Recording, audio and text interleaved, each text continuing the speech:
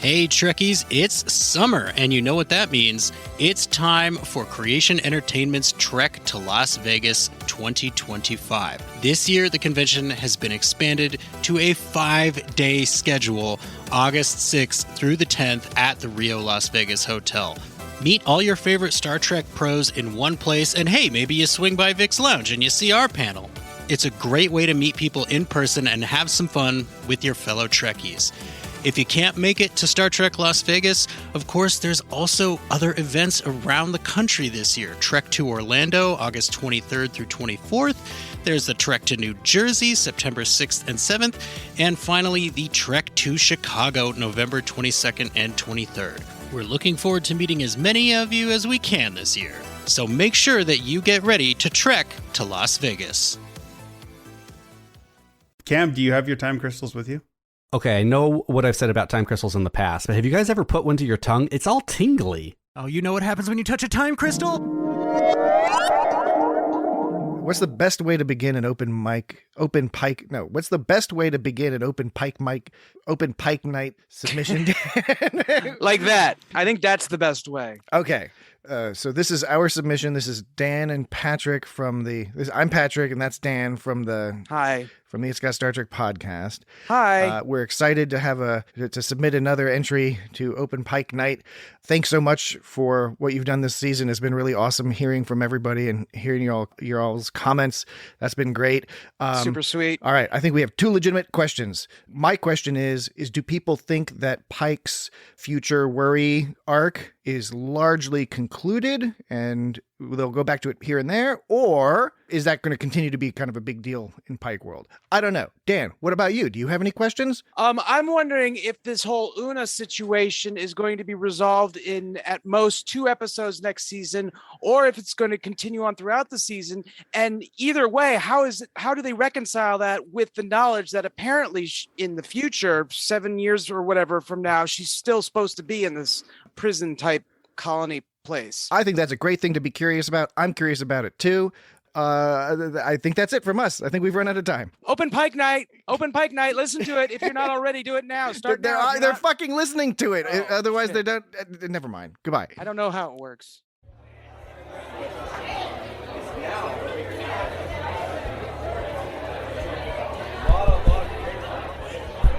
Is this thing on? Hello.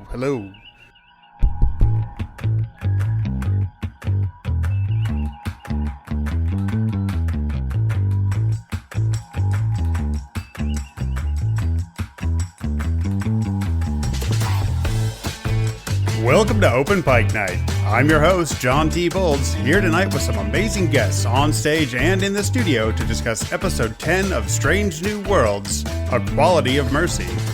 Join us tonight as we discuss which Open Pike Night host will get visited by their future self and why, how this episode might win the award for most other Trek references, the moody future, and of course the announcement of the newest Trek series, Star Trek Klingon Time Assassin. Joining me today are my co-hosts. The man who knows he's always the right man for the job. He'll just use those time crystals as a paperweight, thank you very much. Host of Sudden But Inevitable, Jesse. Every time I save Cameron, producer John T. Bolds dies. And the man who's already working on his recipe for a gore and egg spaghetti breakfast. Host of Green Shirt, A Newbie's Trek Through the Next Generation, Cameron. Everyone, I would just like to take a moment of silence here for Sir Nays-a-Lot. Can we just take a moment, please? And today we have a special guest. A person who will respect the timeline as laid out, unless it gets boring, then all bets are off. Harper. Was I supposed to get something ready for this, or...? Nope. We just like to have a fun intro. So Harper, tell us a little bit about your history with Star Trek. Well, if you've watched Green Shirts, then you've heard this before, but been obsessed with Star Trek for, oh gosh, let's not say how old I am, but a long time. Let's first thank our first callers on the Open Pike Night Stage, the It's Got Star Trek crew, Dan and Patrick calling in once again and helping bring us onto the stage tonight. We have a lot of callers. We've had more callers for this episode than any other, so you're going to hear several new voices, several returning voices, and the questions that the guys posed are questions that a lot of people had about, will Pike be angsty again in season 2, or has he finally accepting his fate and what's going to happen with Una. So we already have some good stuff to discuss. I want to ask you a real quick question, because last episode we had mentioned about how, we knew the fate of most of the characters on the crew, and the only ones we didn't were La'an, Ortegas, and, Himmer until the Himmer dropped. So, but was I wrong about that? Is Una, is she in the original series at all beyond the flashback menagerie episodes? Well, she's in the unaired pilot, which of course we've all seen. Which and took place before this. Right, and she's in the menagerie episodes, but I don't think she's ever in it again. Okay, so we don't know what her fate is. Right. So she is another person who has like real stakes that we don't know what could happen to her. Okay, good to know. Because it was Majel Barrett, and they gave her a different character. So right, that's right. Okay. All right, Harper, why don't you tell us your thoughts on where you think Pike's story is going to head next season? Yeah, good question. I think they are trying to put it to bed, and that makes sense to me. I think that Paramount can't get away from the story of the season thing, even in an episodic show, a show designed to be episodic. I think that they had to have a story of the season, and I think this was sort of it. What's going on with Pike's future. I kind of can't imagine how you write yourself back out of the hole they put themselves in. This little kid has to die, true, but it's in exchange for Spock being in the chair, the Romulan War. Like, they just piled on the terrible stuff if Pike doesn't let himself get or save the kids and get radiation death.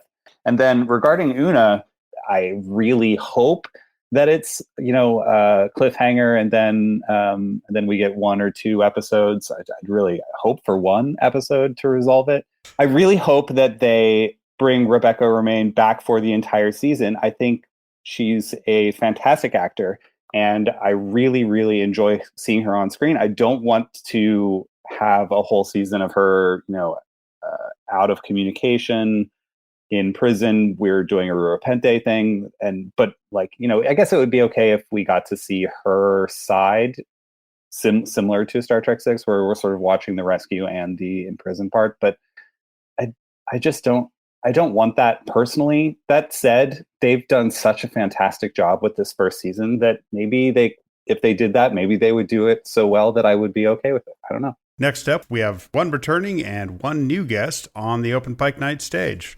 First up is Danielle at Sayadina Heresy on Twitter. Throughout the entire episode, it was Pike kicking against the goads. He desires to save lives, to maintain peace, and to live out the Federation ideals to the fullest. But as is often the case in life, you cannot always have it all. Often, no matter your good intentions, your best laid plans, tragedy, pain, and sorrow will come. Many are the plans in the mind of a man, but it is the purpose of the Lord that will stand. This sounds rather fatalist, but I do not believe so. Grief and suffering are naturally what we humans choose to avoid almost at all costs, but they still find us regardless. This is something that is always true and out of our control. Instead of running from them, what could they teach us if we embrace them as gifts instead? Pike chooses to give his life for the Federation and all its peoples, but also for Spock. He lays his life down willingly, and I wonder, how will Pike now live after this? How will he view his future now? Will it continue to terrify him and haunt him, or will he now see it through a lens of gratitude and peace? How does one live in contentment through personal pain and suffering? Of course, we know what Pike doesn't know is that his ultimate fate will be his living in a kind of heavenly state with his one true love, reminding us that though suffering may last for the night, joy comes with the morning. Hey everybody, it's Anthony from the Sci-Fi Wise Guys podcast. I'm here to give my opinion on the controversy surrounding Season 1, Episode 10 of Star Trek Strange New Worlds, A Quality of Mercy. And after giving this a lot of thought over the last couple of days, I think I land on the side that, no offense at all, of course, to Matthew McFadden, but James Frain should have played the Romulan commander. If fans of the original series can have Mark Leonard play multiple characters that look the same, then I think new Trek fans can handle James Frain playing both Sarek and the Romulan commander. I think it is an insult to the fans' intelligence that they did not cast James Frain as the Romulan commander in this episode. All right, new visitor to the Open Pike Night Stage, Anthony, bringing the hot take about our first and only Romulan commander so far in Strange New Worlds. He is the host of the Sci-Fi Wise Guys podcast at Sci-Fi Wise Guys on Twitter. We have had a lot of discussions about fate in this science fiction TV show. Cameron, what do you think about that? I did not know this was based on an original series episode at first. So after I watched Balance of Terror, between my two viewings of Quality of Mercy, I did go like, oh, that would have been fun if they had gotten the actor from Discovery who played Sarek to play this guy. It doesn't bother me. I think maybe I would have rather they got the actor who played Sam Kirk to play James Kirk in a very similar bit of stunt casting.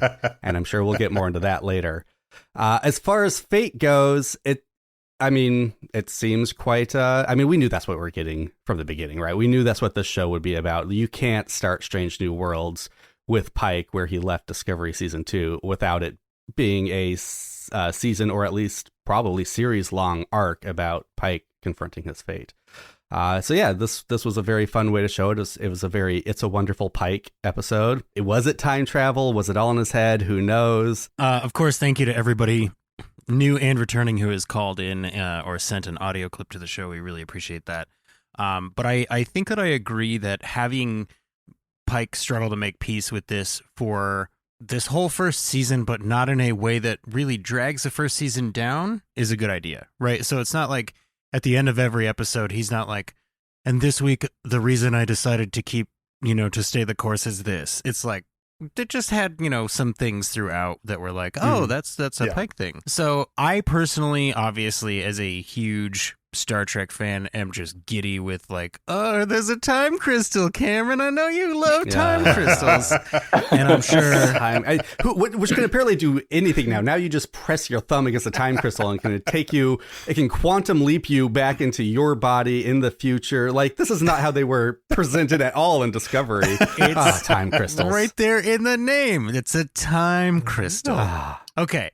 Now, but to be slightly more, I don't know if serious is the word, but I think that to Harper's point of there still needing to be like a season-long story, Cameron has actually made the point several times throughout our show that this first season was sort of created, finished, and dropped with no fan input, right? Like, they put it out and then they've already finished season 2. It seems like there were a couple places that they hedge their bets from the pure episodic format, or from, going full old school where they're like, literally nothing matters. I mean, for example, the star dates, those literally make no sense. So, but that's a choice that they made, right? To be like, it's fun, it's campy, it's Star Trek, right? But they had to, I think, possibly as another vestige of the current age of television, right there along with their needless recap at the beginning of every episode. It's 10 episodes long. Stop giving me a recap. Don't we need people to be invested the whole time? Because they didn't know if the first season would be successful, right? All they knew going in was people love this Pike, so let's give them something to love about this Pike. I want to go back to Danielle's point again, and I guess, which was our discussion on fate, is she made a great point. I was hoping I could be the one to point this out, but she did a wonderful job of it, which is, we keep talking about, like, will Pike escape his fate? Well, Pike does escape his fate. That's what the menagerie is all about, right? Like, right. Maybe from an outside observer, we're like, oh, but he's still in the chair. But for him, for all intents and purposes, he's leading his best life from that point on. Yeah. So we have him escaping his fate. You're right. Yeah, and it's important for this. Well, because I was thinking, like, I wonder if they'll do an episode that jumps past the menagerie where someone goes back and, quote unquote, rescues Pike. But then I had to go, would Pike want that? Well, but also those aliens can, like, reassemble humans however they want. So really all we need to do is go teach those aliens what humans are supposed to look like. Yeah. We've met a lot of potential fixes for Pike's post-disaster problems. Right. And so just in the first season. In this first season, we've met a lot of like, well, this could take care of it or that could take care of it. But then Spock would die. John, do you want Spock to die? No. We just need Una to be in the room with him, and then her like special midichlorians can like fix exactly. Yeah, there's that. They could launch him into Deborah the Nebula, just out the torpedo tube with his little beeping chair. They could just be like, hey, you got to deal with what you did with that kid, but you get to walk. And he'd be like, beep, beep, so. In the moment that he touches Cameron's favorite plot device, the time crystal in Discovery, what he says to himself is what he spends this whole season reaffirming. You believe in service, sacrifice, compassion, and love, and you're not going to turn away from that just because you've seen a future that you didn't pick out for yourself, right? So we already know that about him, but anybody that didn't watch Discovery is like, well, what is he going to do? He's going to try and get out of that, right? And they're like, no, let's just reaffirm for people that he is fully willing to make their sacrifices that are necessary. And I love that. None of the about characters Pike. know that he eventually will return to Talos. Yeah. Right. I was reminded a lot of the first episode because I was like, okay, first episode, you could get a little more out of it by doing some homework before watching the episode or after watching the episode. This one is definitely like you have to do some homework to really get the whole meaning of this episode, but it is still enjoyable without doing that homework. I was going to say, I disagree. Mm-hmm. Oh no! I mean, if you want to understand everything that's going on, you have to watch Balance of Terror. But I don't think you have to enjoy this as a standalone. Is what I mean. You can enjoy Terminator 2 or Aliens without seeing the first. Yes. But you get a lot more out of both movies if you've seen the first installments. My fiance, the lovely doctor. So I had her watch Balance of Terror first. We did like a double feature, and she told me that she didn't think it would be as good by a long shot if I hadn't showed her Balance of Terror first. Now, unfortunately, I did, so I ruined the experiment. I think a reasonably intelligent fan can watch this and go, oh, Balance of Terror must have had this, this, and this. And, like, that's why people love it. It's considered, quintessential to the Star Trek lore, etc. Like, it's a thing that I can understand and appreciate conceptually.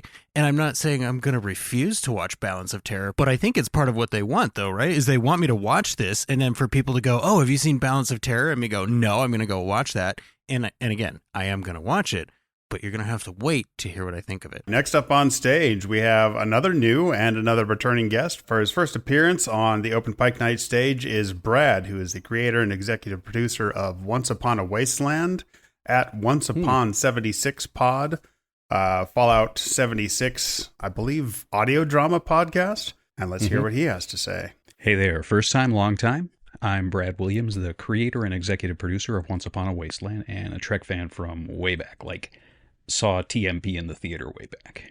This show remains an absolute masterclass in how to do a prequel right. I think my favorite concept, and this is not an easy choice, was that sometimes it doesn't matter how great a man or how great a captain you are. Sometimes you're just not the right person for a specific moment. Pike reignited the Romulan War, and yet we as an audience don't think less of him for it, while still understanding that Kirk was the person that needed to be in the chair to avoid that outcome. And that is a beautiful thing, if you can pull it off. And they did. I do have a couple of minor beefs. I wasn't feeling the Romulan commander. He reminded me of Rainn Wilson in Galaxy Quest, and he didn't have any of the gravitas that Mark Leonard had in Balance of Terror. I really thought the whole Romulan side of the plot felt kind of half-baked, and that kind of robbed the episode of one of the things that made the original so great. And why was the bib on the monster maroon so small? The updated design on the shoulders and the sleeves was fine. I thought it was kind of a nod to yesterday's Enterprise, but the small bib made the rank strip distractingly long. But it was an amazing episode. It's been an amazing season, and I can't wait to see what happens next. My expectations were 100%. I was like, this season was amazing. I mean, if they can make a farcical episode that's basically an RPG, the best episode of the season, the finale's gonna be amazing. But guess what? It wasn't. Oh, I know Jesse's gonna be like, I love Star Trek, and everything about a Star Trek is amazing, and especially this episode. But I think Cam's gonna pretty much agree with me, and John's gonna be like, I'm a fence sitter. I'm gonna kind of agree with Jesse, but maybe agree with Cameron a little bit. Either way, I'm pretty sure we didn't need to see Kirk yet. And also, who is this Kirk? I don't like this Kirk. There was a previous guest who really had it right. She was like, we don't need any more old characters because we know that those characters live. There's not any stakes. And that guest was right. We need new shit. We need strange new worlds. We don't need Kirk. We don't need Romulans. Why are we going back to the Romulans? We've got the fucking Gorn. You had an aliens episode last episode, and now we're going back to a fucking diplomatic episode that's boring for the first 30 minutes and then the last 45. I mean, the most exciting thing is when Una gets kidnapped, and that's the end of the episode. It was a mediocre finale. What about you guys? All right, and celebrating the start of her lifetime ban from Open Pike Night is our good friend Marcy at PNWB right now on Twitter. I really like Marcy. She's a wonderful human being. I feel like Marcy and I are just like the best of friends, but she's fucking wrong. Can I curse on this podcast? Yes, you can. Especially I just now. want to say that much like Strange New Worlds, it sounds like we've really established our characters within just a few episodes as well. Absolutely. Our guests now know exactly what to expect from us. Unfair, because Marcy has seen the Open Pike Night original series that is green shirt, so it's kind of not really. I mean, she has an advantage over. No, some we've done a fans. great job establishing our lanes. That's Okay, what I meant to Jesse? say. You're right. Now, to Marcy's direct call out, I'm not going to sit here and pretend this episode is perfect at all, but I will immediately point back to what we were just speaking on, which was that these creators, I feel like they were maybe told to hedge some bets, right? Because it was like, this is a new format for TV, like, I mean, a new old format, right? Like episodic isn't popular right now, so we're going to go back to this other formula. We're going to want you to bake a storyline into it for the whole season. And they're like, okay, but it's episodic. They're like, yeah, but do it anyway. And end it on a cliffhanger so you can set up another season, right? So it's like, it seems like there were probably some constraints that they were working in, and I'm not here to say that they executed everything perfectly. I'm here to say I'm willing to cut them some slack for the execution of what they have. And in a series that is specifically meant to bring in a lot of new fans, I think it's easy for the creators and the studio both to go, let's put some touch points here for those new fans to go, oh, I know that guy, right? Now, I hear you arguing, Spock is already here, we don't need a bunch more of those, Uhura is already here.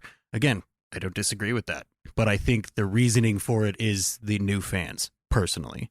John, are you going to sit on this? Oh, wait, we have to get Cameron first before we know if John is on the fence. Go ahead, Cameron.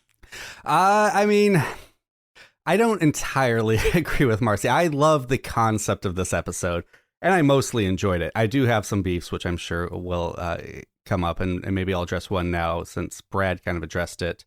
But I agree with her on Kirk, and we can talk much more about James T. Phil Dunphy later on. So my question, going back to Brad, and this, I like the whole, like, yes, Pike was the wrong man for the wrong time here, but I kind of want to pose the question of where Pike went wrong. What did he do that Kirk didn't do? You know, at the end, Kirk says, you know, if you had chased that Romulan ship from the get-go and taken it out. I'm sorry, Kirk, did we watch the same episode? Because that's pretty much what Pike was doing the whole episode. Like, the only time they really disagree, they disagree on 2 points. One, Pike wants to disable the Romulan bird of prey, and Kirk wants to destroy it. But they never get to a point where they're even able to act on that. So that point is completely moot. The bird of prey outsmarts them before that can even come into play. Yeah. And the other thing is, Pike waited 5 seconds longer to fire into this close proximity skirmish for good reasons. He didn't want to shoot Kirk, and that had no effect on the battle at all. In fact, he got super lucky and was able to disable the Romulan bird of prey. Pike was playing the cards he had the entire time. I don't know what he did wrong. Like, where's the divergence? If we're supposed to see the difference between Kirk and Pike and why Pike was the wrong man for this, I just don't see it. Like, I thought the same thing. I was like, Kirk, where do you get off giving him crap for making, you know, at least a small hesitation of saying, I don't want to shoot you out of the sky because you just got your ass handed to you and got shot out of the sky. Yeah. And then Kirk says, well, maybe you'll draw the fire. Yeah. That's not what Kirk would say. No. He'd say, no, let us die. You save the day, Pike. And Kirk is very, very divisive. Like, everybody has lots of thoughts about Kirk. Marcy brought it up. I think the most interesting part of this is the very end, is Una getting arrested, and the fact that not only are we going to, you know, okay, great, we've got a good story, couple good stories set up for next season, but also we're going to get to see 2 Trek series compete with the same season-ending cliffhanger story at the same time. Lower Decks and Strange New Worlds ended exactly the same way. Yep. And I mean, the only thing, like, they weren't holding a ceremony for Una as she walked down the hall in handcuffs, but it's like, well, that was the same thing. So I'm very curious to see how both of those play out. And I do hope that if they're going to resolve it quickly, that it is action packed. And if not, I hope it's just, 5 seasons of Space Jag. Yeah, I know that's what you've been wanting the whole time, but the only thing I will disagree with from Brad's call, and thank you for calling in, that maroon uniform was beautiful and gorgeous and perfect. I have no issue with that whatsoever. 100%. Like, I like the addition of the Delta. I have no problem with it. Look, people can't tell from my voice, but I'm like a 5'1", 100-pound pixie girl. And And so I'm here as the representative of the Star Trek fashion cast. That uniform is perfection. They did the best they could. Like the costume design team on Strange New Worlds did a fantastic job of making the 1960s designed Romulan uniforms look the same, but also updated. I loved the laser cut, gorgeous gold metal lace work on the collar, and the fabric was just incredible. I loved it. I think they did a fantastic job. And just because I'm afraid I'm not going to get another moment to say this, I just want to tack on that the Uhura earring continuity was also an amazing fashion piece. Yeah, and her collar, her new uniform. I also like that we find out apparently Pike encouraged her to keep her hair short. I think one of the most subtle things I noticed was how Anson Mount played older Pike. There was a little bit of weight padding, not a lot, not like Gone to Seed put on 40 pounds kind of weight padding, but there was just a little bit. And then he moved. To me, it looked like he was moving like he had a sore back, like he had some kind of chronic back pain thing going on. Just nothing like overdone or focused on, but just like, oh yeah, there's a stiffness to older Pike that really conveyed which one I was looking at on screen extremely well. I want to know how long older Pike was sitting in that room before he decided to make his presence known. It's been like 3 episodes. He was actually at the dinners. Nobody noticed. Yeah. He was in the Elysian Kingdom. He was a character there. All of my waffles keep disappearing. All right, Cam, let's hear from you. What do you think? What do you think about the It's Got Star Trek question about Pike and is he resigned to his fate? Yeah. So I think this episode is the answer to my question from the last episode about why that felt like a pseudo finale. Like it felt like a finale to a lot of characters, because this episode is almost entirely about Pike with a little bit of Una and Spock tacked on near the end. So that, I mean, I think that worked for me. I think this season did a great job of bringing Pike's arc of accepting his fate. I think he definitely feels like he's accepted it here. So he's learned that he can't change his fate, but now he thinks he can change Una's fate, because presumably what this episode implies is that Una is supposed to get arrested, and he's going to go fight that. He's going to have that discussion, as you said. So maybe it will be a whole season of Jag. It's just him discussing Una's fate with Starfleet. I don't know if that's going to play into his acceptance, if that's going to become his new character arc, is fighting Starfleet to make the Federation okay for whatever race Una wound up being. I forget their names already, but yeah. Illyrian, yeah. I think his fate is settled. He's accepted it, but he's still obviously open to playing with the timelines a little bit. Well, next up on stage for Open Pike, we have a couple of returning callers. First up is our friend Abby Summer from the First Flight Podcast. Hey, Open Pike. It's Abby Summer from the First Flight Podcast. And this one took me a while to think about what I wanted to say, but I think that when it all boils down to it, that this episode has vaulted itself up into many, many people's Treks for All Time, classic Treks, favorites, whatever you want to call it. So I'm wondering, for how many of you is that the case? And if so, what did it kick out? Or what are some of your other favorites? Because this was just as close to perfection as something can be. So thanks for the season. You guys are awesome. And We'll catch you next time around or in between with something fun. Hope everyone's well.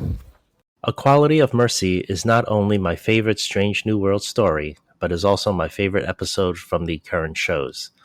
Balance of Terror is in my top 10 TOS list, and I have a soft spot for alternate timeline stories, so it was a special one to watch.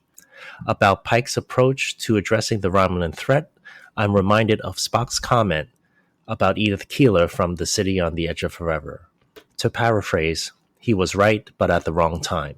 A few of my other favorite references were hearing the original Romulan theme music, hearing from a future miracle worker, and seeing an alternate version of my favorite uniform, the Wrath of Khan's Monster Maroons. Now we know why Spock risked his career to take Pike to Talos 4.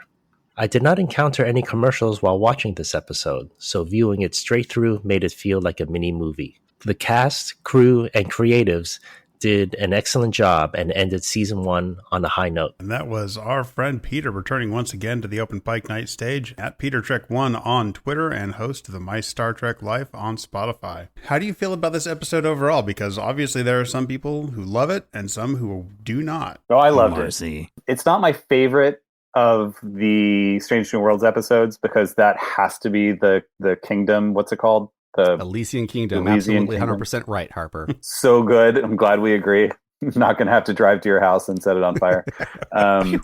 Wow, you have a grudge. We have passionate guests on this program. Abby, what is my favorite episode of all Trek? It has to be Yesterday's Enterprise. I absolutely love that episode. And interestingly, also a timeline reboot kind of episode. And that leads me into Peter's comment about alternate timelines. Apparently Cameron doesn't like alternate timelines or something, doesn't like time travel crystals. Time crystals, just the crystals. Look, man, we got to have ways to travel in time. Whatever. My feeling on that is I love an alternate timeline episode. And I know people in Trek Twitter will complain about time travel being too much present, blah, blah, blah. I don't care. Time travel is Star great. Trek. The Star Trek is about so there's even time travel in like the first season of TOS. Like it's in the DNA and I'm fine with it. I think they did a great job. So yeah, that's my take. I think my favorite Trek episode has been and is going to be for a long time In the Pale Moonlight from DS9. Not a time episode, but I appreciate the finality of that episode and that the die is cast. Although I know that's another Star Trek episode.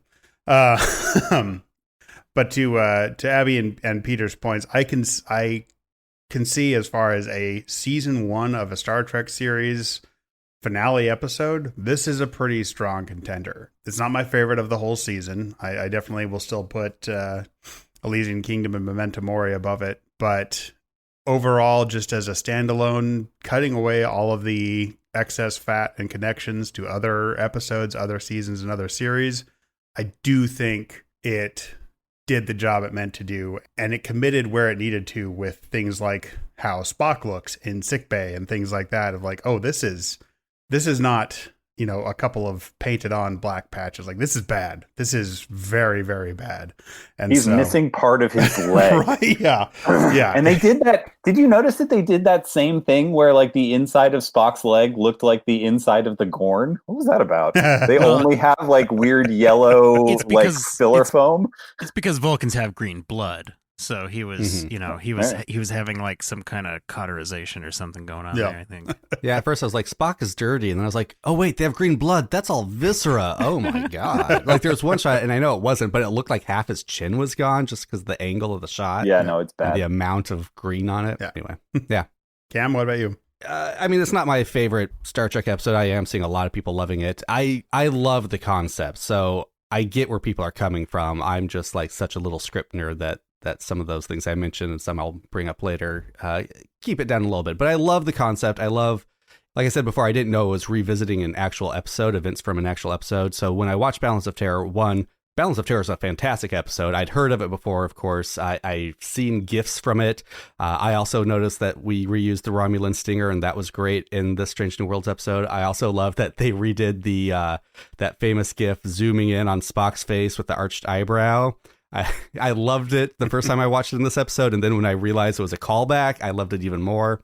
That was fantastic. But yeah, my favorite Star Trek episode, I don't know. You know, we had just recently discussed Remember Me. That's a great one. Disaster was a great one.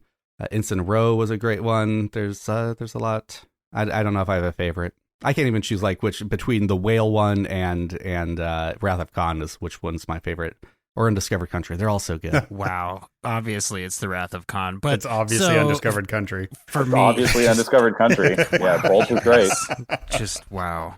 Like, the Wrath of Khan is a great standalone. I may make a podcast about this. Okay, so there's a thing that is difficult to do when a franchise has 850-ish episodes, and that's pick out your favorite. I liked that it was qualified by Peter. This was his favorite episode of the new series. Yes. Yeah. I still don't know if I could go that far. I think my favorite episode has always been The Measure of a Man, just because it's such a great episode to use to get people into Star Trek who are not necessarily super into Star Trek or maybe even resistant to Star Trek. And if you've ever heard my other show, Sudden But Inevitable, you know that I love to get people into things. And I like that episode because it is so accessible. And I think it is emblematic of what Star Trek is about, which is the human condition and, you know, striving to be better versions of ourselves and things like that. But this episode is high on my rankings for this season. It is high in my rankings for all of the new Star Trek. I had a ton of fun with it. Like, in a lot of ways, it's an episode of Star Trek about Star Trek. And as a Star Trek fan, I'm cool with that. Like, I'm totally on board. If there is one thing Marcy nailed in her call, it's that, yes, I am a huge Star Trek fan, and I am okay with most of the stuff I see in Star Trek. When Star Trek is talking about Star Trek, that's just perfect for Jesse. Yeah, exactly. I'm a little on the fence about Marcy's call, but we'll see. We put Star Trek in your Star Trek so that you can Star Trek while you Star Trek. Yeah, you get more Star Trek per Star Trek. Jesse, before we hear from another couple callers, what do you think about Pike and his journey forward into season 2? I think that he needs to reconcile that being in that chair doesn't mean that his life is over. Sort of like how our friend Worf needed to reconcile that, hey, just because you could be paralyzed doesn't mean you're no longer worth living, right? Like, help me kill myself if I can't walk. So it's like, there needs to be a reconciliation at some point, I think, in Pike's own mind where he goes, you know what? Just because I am not able to do the things that I'm doing now or affect the world in the way that I do it now doesn't mean that my life will not be worth living. He needs to reconcile that, because right now it's feeling very much like avoid the chair at all costs. And like, you know, which again, I don't think Pike is doing. It's that other people around him are going, hey, shouldn't you be trying to avoid this thing? And I think it's his journey is mostly getting other people to go, oh, okay, all right, if that's your choice, then that's fine, I guess. But I think Cameron brought up a brilliant point too, which, you know, is difficult for me to say, but to know that the menagerie is still there for Pike is kind of a huge relief, right? Like, we're going to see this guy go through some stuff because he's already been through some stuff in this season. And part of that, to John's point, is that he keeps just passing up all these fixes, right? So if he becomes dedicated enough to go, all right, I am good with having a, let's call it for story purposes, an expiration date, right? I'm good with having that. But until then, I'm going to do all I can to help everyone else. So to your point, I think he's definitely going to go help Una. And to answer the It's Got Star Trek podcast question, thank you again, guys, for all your support this season. I don't know. I think they're probably going to resolve Una quickly, because that is another modern television thing to do where you go, here's a big cliffhanger for next season. And then in the first 20 minutes of next season, you resolve that and set up something else. Or maybe in the case of an episodic show, it's, you know, half resolving that and half going forward, because we've seen Strange New Worlds do the AB plot thing pretty effectively. So I wouldn't be surprised if they did it in, I don't know. I think if it goes more than one episode, it would be like episode 1 and then episode 8. And then she would do something important in the last 2 episodes. But I hope they get that reconciled pretty quickly. to answer that part of the question. To be fair, Danielle also brought up the menagerie. I do hope they bring back short treks for one episode that just shows us, like I said, the Klingon time assassin episode. And it's just like 10 minutes of that guy wrecking shop going through the Enterprise chasing down Pike, because that would just be a fun episode. And then also back in episode 1, I didn't get a chance to point it out when we talked about it. You know, a lot of people are like, well, why is he saying he dies? It's like, he gets messed up. Yeah, but why does he die? If you watch when he gives the speech on the planet and shows what happened pre-World War III, he says this is the day the Earth died. Also, it's the way he looks at big, disastrous events, not only in his life, but just throughout time. Like, he has that set as fatalism from the get-go, but he also has stopped referring to it as that over these 10 episodes. I also get the impression when he's in the chair, he's only like a step up from a vegetable. Yeah. Like, it's not just being paralyzed. Yeah, it's not that he can't talk. It's like he can kind of think of yes and barely think till he gets back to Talos. Do you guys think in season 2 we will get another alternate future history episode where instead of touching a time crystal and going back to convince himself not to do it, the Klingons just send some guys to kill him and he fights them off like sequentially? That's what I want to see. That's the Klingon time episode, or time assassin episode. Yeah. If every season ends with this same episode being relitigated a different way, I would be incredibly fine with that, personally. Absolutely. Like, oh, this could be really fun. For some reason, Mud shows up at one point. Like, yeah. Yeah, they do kind of imply that old Pike went through the whole Doctor Strange, seeing all the possible outcomes and knew the one that would escape it. Yeah. Because he knows every time Spock dies. We have a couple more guests returning to the Open Pike Night Stage. Let's hear from them. First up is our good friend Steve Sinacera at CinaceraBiz on Twitter. Welcome to this week's episode of Time Crystals. Steve with Sincera here, and I love time crystals, especially when they open the door for 2 Pikes clad both in gold, maroons, and fantastic hair. I love the answers this episode brought us, mostly the certainty we won't have 7 to 10 seasons of Captain Pike trying to make a decision about his fate, for he's truly accepted it. Plus, he'll have his hands full trying to save Una next season and reconstruct his galaxy distance booty call.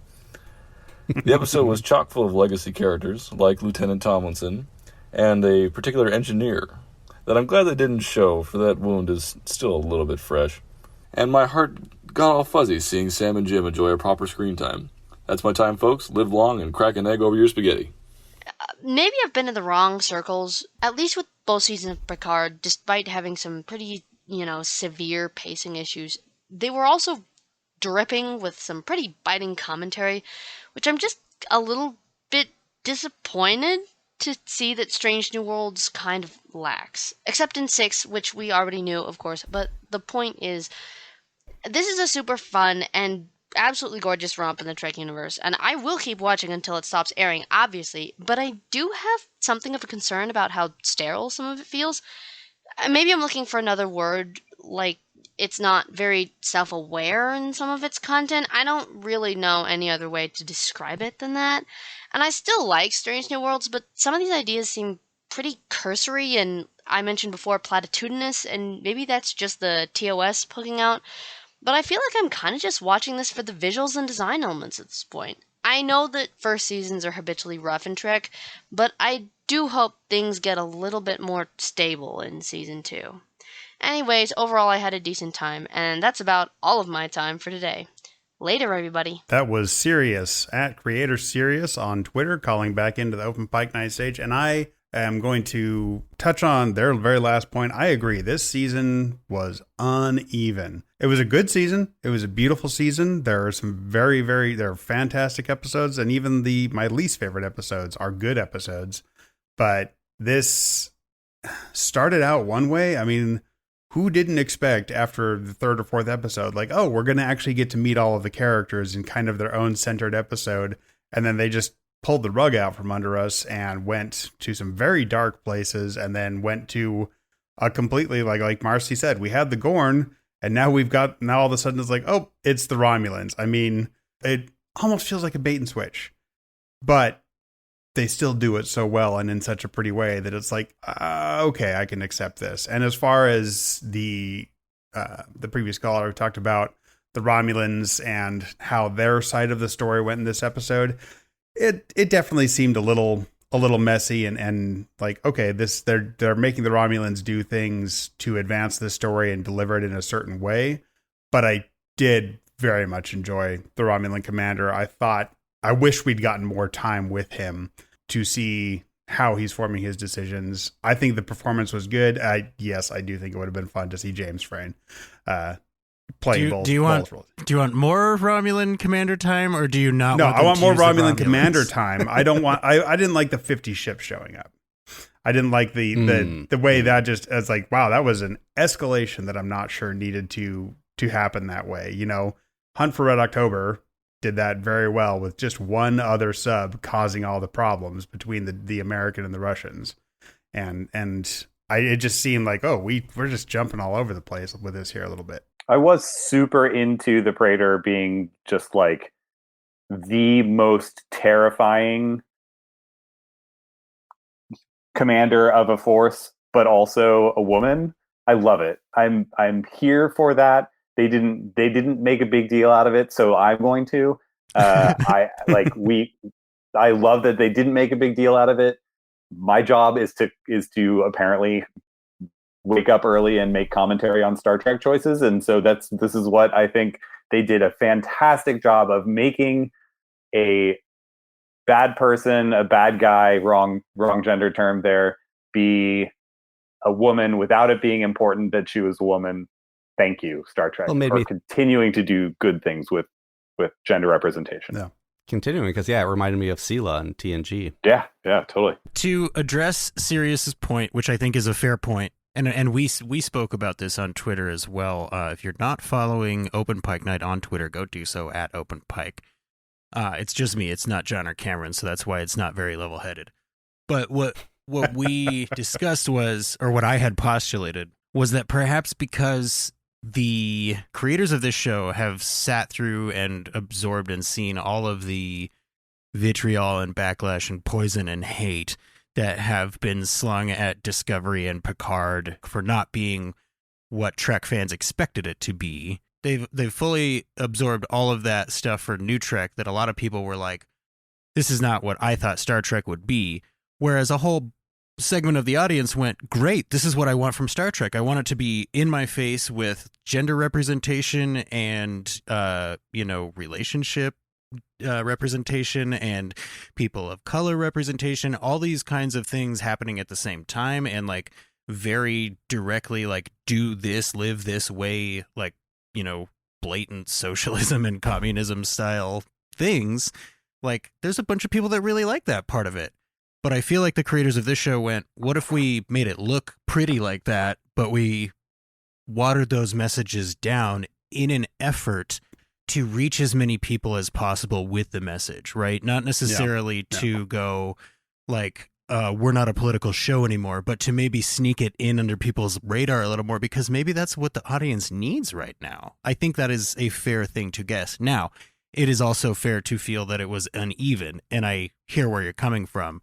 I think that for me, I have approached this the whole time going, this is a Star Trek goulash, right? They're taking all the best parts of all the best Treks, and that means that if they take from one of the Treks that I don't like, I might not like that episode as much, or, if they use a plot idea that I'm not super into, I'm not going to feel super jazzed about that episode, but I'm okay with that. I think this season is very successful. Yeah, I kind of postulated early on that they might be pulling a X-Files revival by having, one of every type of Star Trek episode from over the years. Yeah. And I think they did sort of do that. Certainly not as on the nose as X-Files did. X-Files had like 5 very genre-specific episodes.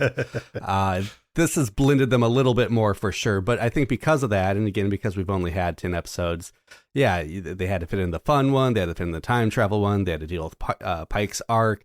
And within that, I think they did get in, a fair number of political and social commentary episodes. Probably about, on ratio, the same amount you would have gotten in TOS, certainly TNG. For a whole season.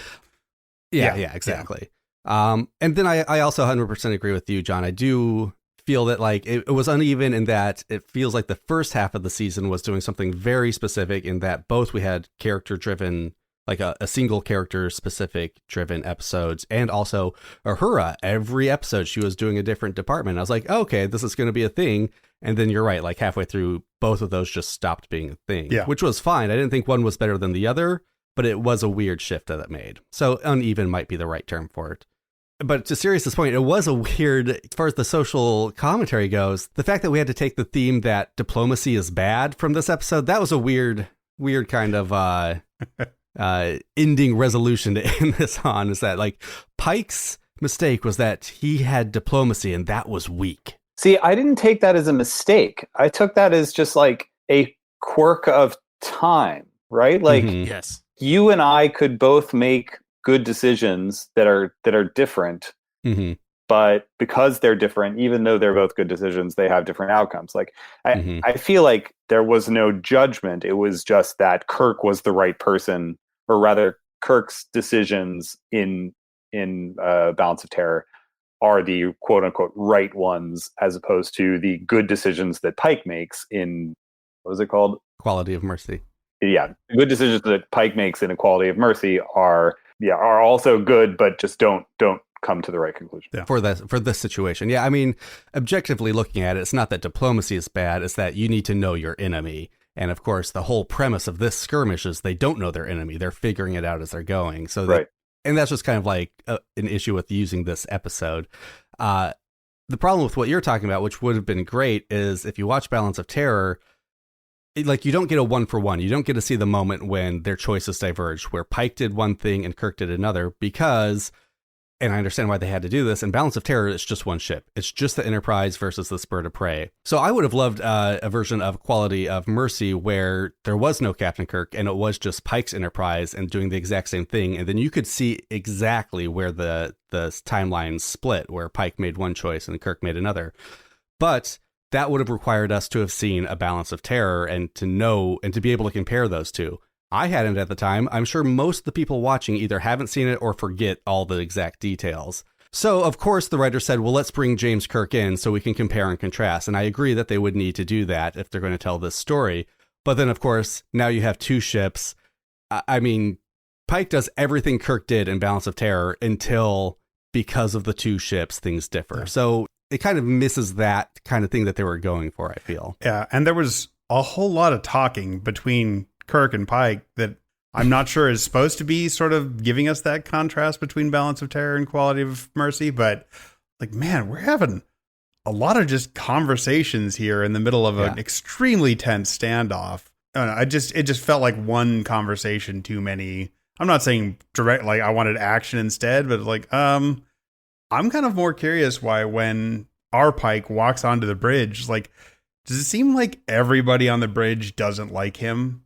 Like, Spock doesn't even look at him. He's like, Uhura can tell you what's going on. I was like, whoa, what crawled up Spock's butt and died? And then, everybody is just very to the point. So. His and Ortega's relationship has obviously changed in 7 years. Yep. That is the moment where the recasting, this is the bridge chair continuity thing.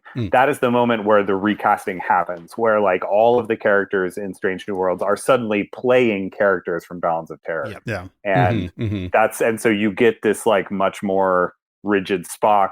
You get, I'm sorry, my notes are too disjointed. That's okay. Somebody mentions it. Yeah, Ortega's plays Styles and Ortega's switch. You get like a very, I think it's supposed to be jarring because, you know, if you haven't watched anything else, then it's jarring because of the 7 years intervening. Something has happened. Yeah.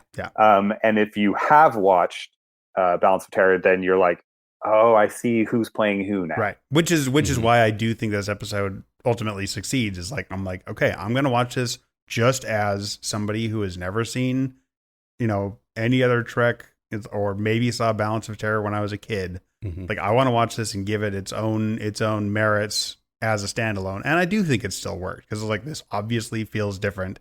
These people are different and they all play it well. Yeah, I don't want to make this a Balance of Terror episode for sure. But I mean, just the other thing is that like both Pike and Kirk turn to their crew and rely on their crew heavily. It's not Kirk going in and swinging his dick around and saying, this is what we're going to do. He struggles with these decisions. He doesn't know if he should go into the neutral zone. He doesn't know if he should attack. I mean, he and Pike are really coming from the same area. So again, it's just that clear delineation is not there. I think the thing that's really cool about all this is that it actually shows that, like, hey, regardless of the intentions of these two guys, which are basically the same, right? Like, do what you can to prevent a war in this terribly tense situation. There is still the Romulan part of the equation, right? Like, even if you had a sympathetic Romulan commander on the other ship, maybe he's got, pardon my phrasing, but a real Romulan of a sub-commander, right? Who's like, I'm just going to subvert your orders and call the fleet because that's kind of what we do. Like, but so many of those things I feel like can be explained by, yes, it is 7 years into a future that never happens for any of these people. Like, this is a one-off random episode of a branched timeline that we will never see ever again. A lot of stuff, I think, comes down to that. It's also kind of weird that Pike keeps going like, well, what did go wrong? Where's the moment that it all goes wrong? Well, that's not really important. No, it's not. Right. It's not important what decision he made. I mean, at this point, Pike knows that if his choice to avoid his fate will cause something bad to happen. That's all he needs to know, is that something bad did happen. That is the only moment that really matters. He doesn't really have a motive or goal in this episode, and it's kind of weird. Is he aware of how much he can or cannot affect the events of what is going on? Well, he and Spock have the very explicit conversation of, so we just need to make the same choices so I can see the outcome. I really liked that conversation too, because it was bringing us, the viewers, along, but also it's not what I would, it's not what you expect from Star Trek. You expect them that they're going to try to make it all perfect. And Spock's like, no, we actually need to see what's wrong. As far as Dan and Patrick's question from the beginning goes, I do hope that we're mostly over focusing on Pike's angst about the future, and that angst is mostly settled. I'm not going to say I don't ever want to hear about it again. Like, it can pop up from time to time, like a mention each season, maybe part of an episode each season is fine. But as long as it doesn't just keep remaining the driving force, I do really resent how 10 years turned into 7 real quick. I was going to ask you guys, did we, was that this episode? Was that like, that was, because he said, it's in about 10 years in episode 1. Now it's like, well, this is in 7 years, and it's 7 years minus 6 months from the Balance of Terror event, the Romulan event. So, right. I think he was just rounding up to make himself feel better when he said about 10 years. That's a decade away. That's a big rounding. That's like adding 50%. He's an optimistic guy. Yeah, exactly. That's right. I mean, we've already established that the show is not good with star dates, so maybe he just doesn't know. Or it's ultra episodic, and they'll have episodes that take place, where he has 9 years left, and then episodes will take place where he has 3 years left. We don't know. I do hope that the Una story is resolved. I don't want it to take the whole next season. Yeah, I can take half the season. That'd be fine. But don't cut out one of your main characters for almost an entire season. It's not a good idea. I did wonder if they didn't know that. I forget when they knew they were getting a season 2. I think it was after they filmed season 1, though. So I wonder if they went back and added that Una bit at the end once they knew they had a season 2. Just so if they had only gotten the one season, ending it with, the old-timey song and Pike going around the bridge, that would be a great ending for a single season. We'd have to look up the timing of it, because I know that season 2 was confirmed before season 1 aired. I'm not sure as far as when it was done filming, though. That's a good question. Right. Just a couple quick things to address Steve's comments, because he had some great comments about both Pikes. I love that super spooky old man version of you shows up and then immediately grabs a knife. What the fuck, Pike? Maybe what was with the knife? Ease into it a little bit. Pike, you know that you were freaked out at that time. Oh yeah. I felt super bad for Battelle at the end. I know she wasn't the character we were supposed to be focusing on, but I was like, what a shitty position for her to be in. Yeah. And also it's like, okay, that's really shoehorned, guys. Come on. But we do have a caller who talks about that. So we're gonna move on to our next couple of callers on stage. Hey, Open Pike crew and listeners, thanks for welcoming me back to the stage. I'm Matt, aka Platium3, a host on the Dragon Quest Slime Time podcast episodes, as well as a reviewer and podcaster for RP Gamer. Now, who doesn't like a good time travel episode? Especially when we got one here that strikes a good balance between Pike's future and how scary the never-before-seen Romulans were. It's almost like they planned this balance of terror. I mean, I like the visuals of the Romulan ships and the Romulans themselves, not that I think they'd mess with it all too much, but then again, I didn't expect Discovery's Klingon, so, it's always a sigh of relief when they introduce known races not looking like that hot mess. Who was it last week that said if we didn't want to get spoiled on an episode, we shouldn't watch the previously on Strange New Worlds recap? Well, this week I shouldn't have watched the dang opening credits. I immediately knew Kirk was coming, and then boom, there he was, looking like a calm young Jim Carrey.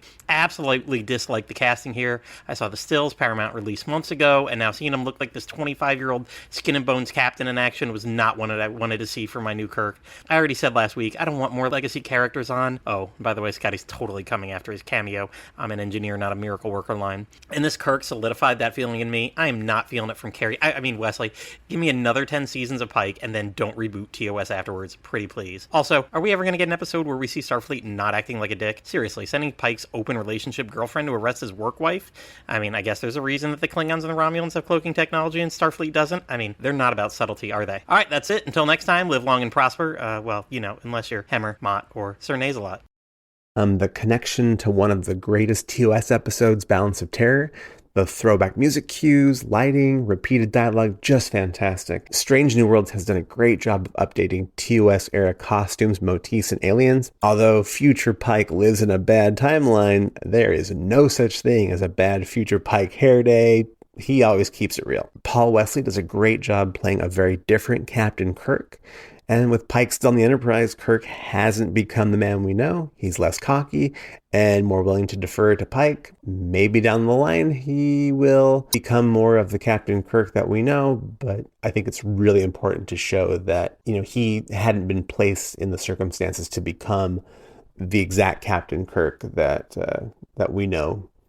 And the crux of the episode, of course, is Pike realizing that Spock has to survive to become the legendary Starfleet officer of his destiny. Not only will he save the galaxy many, many times, but he's literally the one who will bring forth the eventual unification of the Vulcans and the Romulans. The season was absolutely fantastic, so I wonder how long we'll have to wait for new episodes, and I'm already looking forward to the fight to get Una back on the Enterprise. And that was Josh at Josh Alder on Twitter talking about the Season 1 Strange New Worlds finale, Unification Point 5. Equality of Mercy. So I was glad to hear him mention unification in there because it's like, well, yeah, this kind of is, that's what they're talking about. That is the Unification 1, 2, and 3 are what this whole thing is leading to, with showing that Spock needs to make it and make it in one piece, not a couple of pieces. He's like, even in the Kelvin timeline, Spock needs to survive. So we have our new James T. Kirk finally appearing on Strange New Worlds after being spoiled, we're talking 3-4 months ago now at this point? Yeah. Yeah, but we didn't know he was going to show up in season 1. That was kept under wraps, I guess, until the opening credits. I didn't see his name. We got a pretty divisive casting choice here. So what do you guys think? Let's go around the room. I wanted it to be better, but I wasn't distracted by it. I'm starting over. I was distracted by it for the first 30 or 40 seconds of his appearance, because I was like, the body type is wrong. He's bigger than I am, but he's tiny. What? It just didn't make sense to me. I didn't like my initial reaction, but once I just accepted it, it was fine. I'm sure that the casting people have a reason why they picked him. I don't know what it is. And I would really like to hear what y'all's thoughts are on that. I wonder if it's because in certain angles, he kind of looks like Chris Pine, but the part of Chris Pine that doesn't look like William Shatner. Yes. Yeah. I can see that. Unlike Marcy, I didn't mind Kirk coming in. It made sense for this episode 100%. If this is what they're going to say, is that Pike has to meet his fate because Kirk has to take over, this was a good way to bring him in, I thought. Again, I love the idea that they revisited the original TOS episode.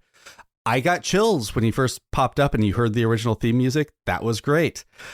From that point on, he just didn't sell Kirk to me. He didn't look like Kirk. He didn't sound like Kirk. He didn't, most importantly, act like Kirk to me. He's not even like the version of Kirk we think there is that there isn't, which would have made sense for this episode to get a big, hot-headed, impulsive kind of Kirk. He wasn't even that. Like, he just felt like bland Captain Number 3. And that's kind of mean. I don't think he was that bland, but just generic Starfleet captain. It was a lot like what happened. Spoilers for end of Mandalorian Season 2 coming up. Feel free to skip ahead 30 seconds. When Luke Skywalker showed up, I know the internet freaked out, but it did not work for me because you could have put any other Jedi and give him the exact same script and it would have worked exactly. They did not write Luke. They just wrote a Jedi. And that's what I felt like here. They did not write Kirk. They just wrote a captain. Yeah. I personally think that's intentional because I think that they're trying to go, look, without the Enterprise, Kirk is just a captain. He is any other guy in Starfleet. Sure, he's a captain, right? But he's not Captain James T. Kirk that we know, because that has to happen aboard the Enterprise with that exact mix of people. And I think this is sort of their way of saying that, and it could almost even be viewed as like them going, we're not doing a reboot, right? Because look how whack this Kirk is. And again, this is 7 years in the future, alternate timeline, one-off Kirk. I don't even think this actor's Season 2 Strange New Worlds Kirk will be like this, personally. Now, I'm not saying that I think this was bad. What I'm saying is I think this was designed to make us go, that's not Kirk. Like, I think that's the part of the point, right?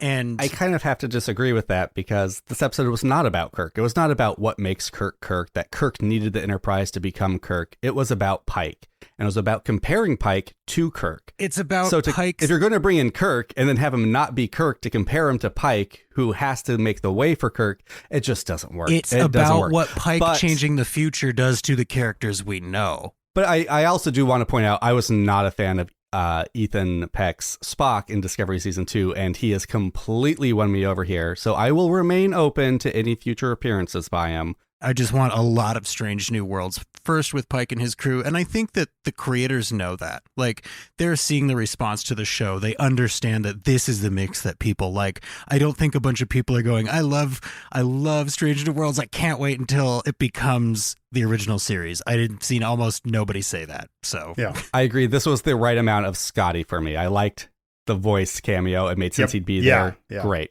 I do agree that I was like, Jim Carrey is the first person I thought of when he started talking and acting. I'm like, oh, I was really glad to hear somebody else said the same thing. Because funny. Yeah, like young Jim Carrey, like Ace Ventura era Jim Carrey. I do want to throw one more thing in though about Kirk, which is that, and this is a little bit of Civil War stuff. So like Admiral Farragut was the one who said, damn the torpedoes, full speed ahead. So Farragut is a ship that exists in Star Trek. We've heard of it, heard its name before. Uhura gets assigned to it in the reboot of the Kirk Enterprise movies. Regardless, I think that if you're going to give Kirk a ship, damn the torpedoes, full speed ahead is the right ship to give him. It's so much more in line with the kind of person that we historically have known Kirk as. And I wonder if that was a decision they made intentionally. I think that it was because we needed a moment in this first season of Pike being an angry dad. Like, his shutdown of Kirk was like, that's the first we've seen Pike do something like that, where he goes... His shutdown of Ortegas is what made me go, oh, I've had that exact same tone with my kids. That was Space Dad energy. And now we know there. that this is a whole different bridge, right? This is not Pike's bridge from 7 years ago, because we've never seen him say something to somebody like, may I remind you that you're telling me, like, what's the best way to run a ship, like minutes after you lost yours. And it was fun to see him actually snap at Ortegas, because he isn't without, his, like, he keeps giving her looks throughout the season when she'll make some comment, and he doesn't he does an eye roll from time to time. So it was nice to see that culminate a little bit. Well, it tells us how stressed out he is at this moment too. Well, we also don't have La'an or Una here to reinforce, which we have seen Pike use the chain of command to like reinforce that she can calm down and do her job. So just so Twitter doesn't attack us, because I'm sure they're already tweeting, I do believe, correct me if I'm wrong, John, that the Farragut is canon, that was Kirk's ship before he took control of the Enterprise. I'm pretty sure, yeah. Yes. I've heard that. Yeah. I don't know what episode it's mentioned in, but it's, I did not know that. On it. I don't believe he was the captain, and that's why when people were like, if he's wearing captain sleeves, what's going on? And I believe I said something like, this is a sci-fi show, let's wait and see. I'm not 100%. I believe you said something alternate timeline. Yeah. You may have said, those words may have exited your mouth. But don't point out the specific episode. We want them to listen to them all. I do want to thank Matt. I agree with a lot of what he said, including Starfleet being a total dick and being like, oh, who's the one captain we should maybe not send to arrest his first officer? His girlfriend. Like, that was messed up. That was just it's like, why would you make that? Who would make that decision? This is the era of Starfleet where Starfleet is a dick.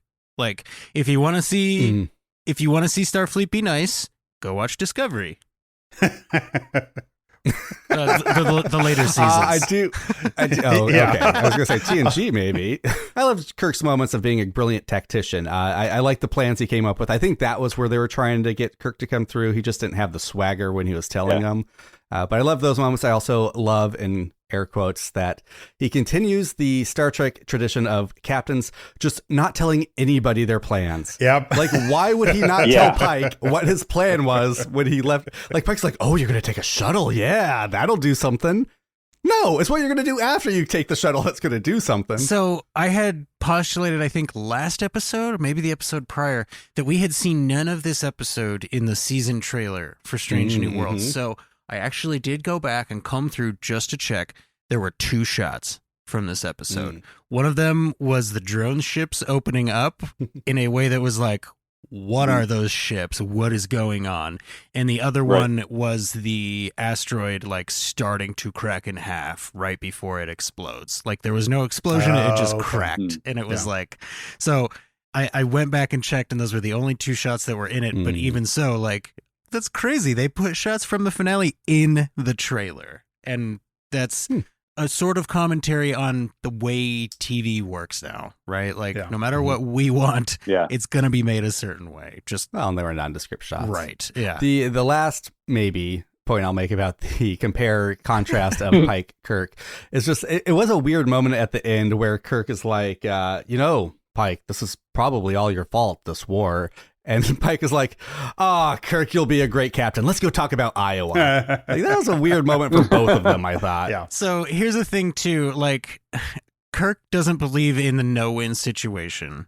He is telling Pike, like, you can't run away from every fight. Like, sometimes you have to fight, right? Like, so I think it's interesting that, like, Pike, I think if the situations were reversed and Kirk were shown his fate, he'd be like, I'm going to find a way out of this. I tell you what, like, no matter what, I'm going to find a way out of this. But that's the difference. That's true. Pike is like, all I'm doing is reaffirming that, yes, I'm already fine with that. I told Una that. I told everybody that up to this point. Now I've told myself that. It's that I was getting, cold time feet. So fortunately, I showed up to reassure me, and everything is fine. Well, it wasn't his fate, really, he was trying to change. It was Mott's fate. And then he was like, well, if I'm changing his fate, I might as well change my fate. Right. I mean, like, you may as well go whole hog. Like, if you're going to alter the timeline, just alter it in the best way for yourself you possibly can. Exactly. Well, yeah. And as we know, he becomes a barber. So okay, thank you for making that joke. Mott? Where do I know that name? And then did anyone else think it was weird that Pike, like, upon meeting Kirk, immediately went and asked his brother to, like, check up on him? Like, why would he even doubt Kirk's loyalty or ability as a captain? That was a weird scene for me, too. I think we just needed a reason for Sam Kirk to exist. We needed Sam to, like, say what Kirk was like because they weren't going to show it. Cam, do you have your time crystals with you? So I can guess what Michelle's going to guess what Michelle's make for the about. Crusher connection. Yep. Oh, I don't know if I've seen any time travel episodes with Crusher yet. So, nope, I'm just going to enjoy the ride. All right, well, let's find out what our guest Michelle at On The Rock 81 on Twitter has to say. Greetings, Open Pike Night. We did it! it. We made it to the season finale of Strange New Worlds. What a glorious first season, and best first season of Trek, in my opinion. The season finale was marvelous, if you catch my drift. I did really enjoy the Marvel what-if type storytelling here. Pike and Maroon's balance of terror retold from Pike's perspective, if he was captain.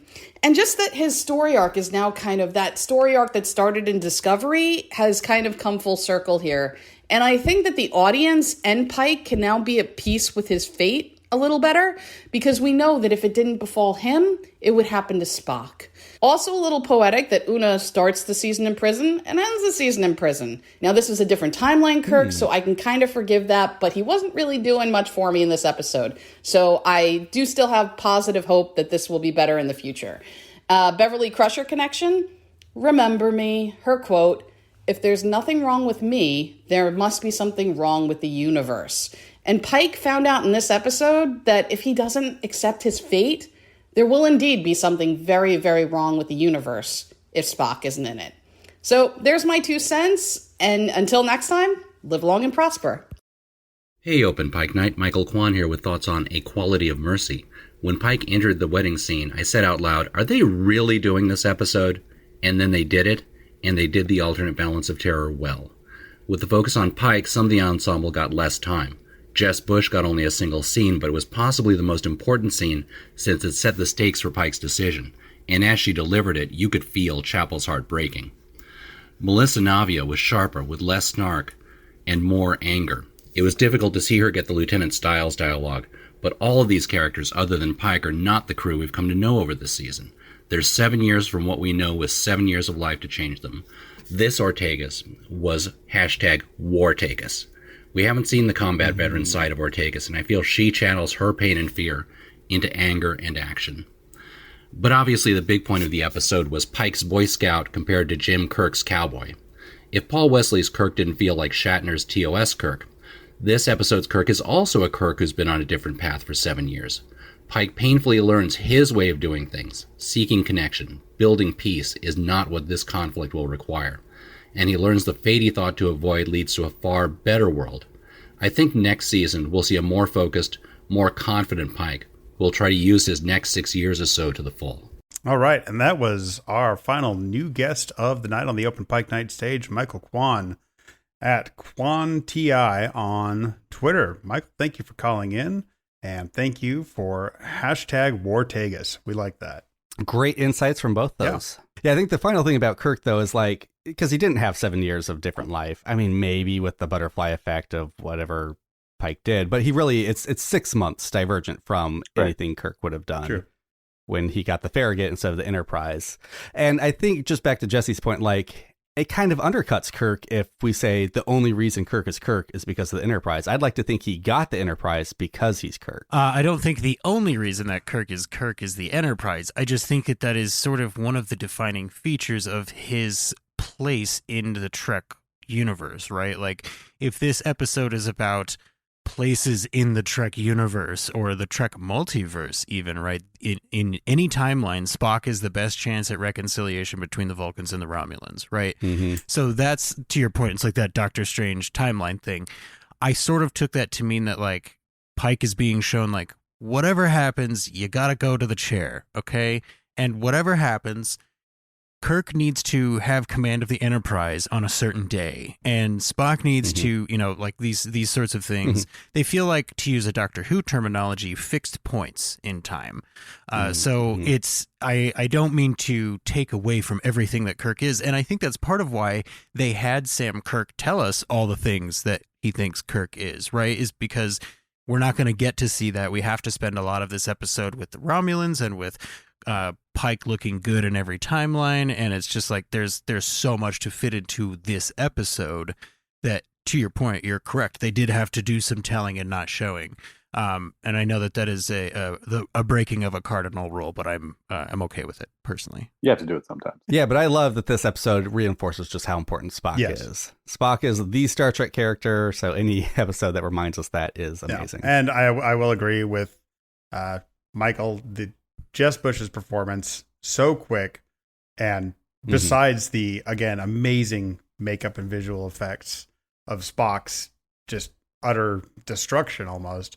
The way she delivers the heartbreak while still trying to maintain any amount of composure was fantastic. I just want to talk for a second about how much I'm crushing on Jess Bush. She's amazing. Yep. Like I love the character she's created with such, like, Nurse Chapel in TOS unfortunately isn't super well fleshed out. I think Jess Bush is doing a fantastic job of building on what Majel Barrett created. Yeah, I do agree that, the differences in characters are justified because of 7 years gone by. And obviously, a fixed moment, Pike going into the chair, has come and gone without it occurring. So maybe darker things have happened even in those 6 months to change him. However, their physical appearance hasn't changed that much in 7 years. La'an, I think, has a different hairdo, and that's it. Yeah. Their lighting has changed significantly, Cameron. Yeah. That's true. It's much more focused around the facial area, a la TOS. Oh, is it? And you didn't notice that? So heavy in the original. Yeah, and it's not every shot in this, but there are definitely some They shots. do it. Specifically, there is a great one of Wartegas, #Wartegas, that is so good. Yeah. But yeah, Nice. I have to agree. Jess Bush did a great job, and to the costuming point, just costuming all season amazing. I will never shut up about it, but Jess Bush in blue. Does that mean that in this alternate future terrible timeline, she is now a doctor on Sure the seems like it. Enterprise? Well, it means she's in Starfleet now, because she's not in Starfleet. She's a civilian right now. Yeah. So some other things we can glean from seeing Pike's version of the Enterprise at this date compared to Kirk's version is that we know as soon as Kirk got control of the Enterprise, Sam Kirk was like, I am out of here. I am not serving under my brother. Wouldn't you? Yeah, no, I'm with him there. No, I don't know. I love Kirk, but I wouldn't want to serve under him. You're right. I also wonder, because Mbenga is still the chief medical officer, I wonder if he went off to be Pike's personal doctor for a while before returning to the Enterprise, but no longer being able to be chief. We've talked about Pike's quarters and a little bit compared to Kirk's quarters. And I just wonder if, like, Kirk showed up and it's like an open flame on the Enterprise. Oh, hell no. Let's just turn this room into a cargo bay. I'll take this tiny room down the hall. Did you see, though, in Pike's quarters, in one of the closing shots of the episode, they pan past a totally 60s, like, just like things fastened to the wall. It's so reminiscent of the like weird wall dividers that are in Kirk's quarters in the original series. I also wonder if upon getting the Enterprise, Kirk just like immediately trashed it, like ran it into an asteroid or something. And they're like, well, the only pieces we have to replace it are like these weird boxy square rooms and screens and stuff. And that justifies the entire different aesthetic. The thing that I'm referencing is so reminiscent of those like 60s screen wall divider things.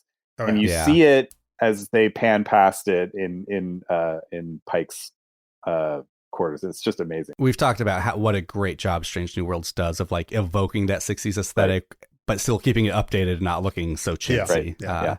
Obviously, I'm joking. I'm fine that the Enterprise doesn't look exactly like it did in 1960. Does anybody have any final thoughts? I mean, I just want to say what a travesty it is that we got two Pikes in a room and there was not a cook-off. Yeah. They even started to tease it. Right? Yeah, he picked up the knife and everything. And also, I'm glad to hear that I wasn't the only person who has been thinking about mama pasta for the past 4 days. Like, I still need to go out and get some mama pasta. I bought the ingredients to make it for my partner, and I'm very excited to do that. We had spaghetti last night. I am waiting to do it today. I had some chores to take care of this morning, so... I did have some things I wanted to point out.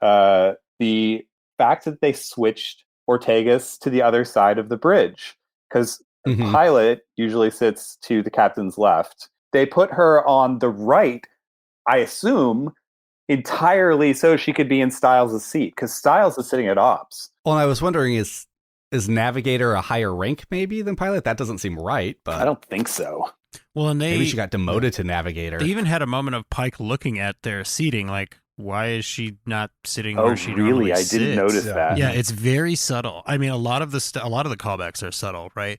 But as he walks past her seating, he kind of goes, what's going on? And then when he gets back, he looks at it again, and I think he might even point at both spots, like, that's how it should be. Like, or well, he's also looking for Uhura. He doesn't know where to find her at first. Yeah. And I also love the subtle bit where he checks his sleeves to see that he's captain when he first appears. And then there's one other thing I wanted to point out. This is probably mostly for Cam. When you rewatched, or maybe watched for the first time, Balance of Terror, did you notice the incredibly long lens shot with Spock and then Uhura in the background, both in focus? Yes. Yeah, because it was one of those diopter lenses. No, it's not a split diopter. It's not. I really. paused it and like glared at the screen for like 5 minutes because it looks like it should be a split diopter, but they just use like a crazy long lens and put the camera thousands of feet back. And I don't know why they did that. It looks weird. It makes Spock's face enormous. Are you saying they did it in both versions? No, they didn't do it in both versions, and I wanted them to. Okay. And then my final note is just,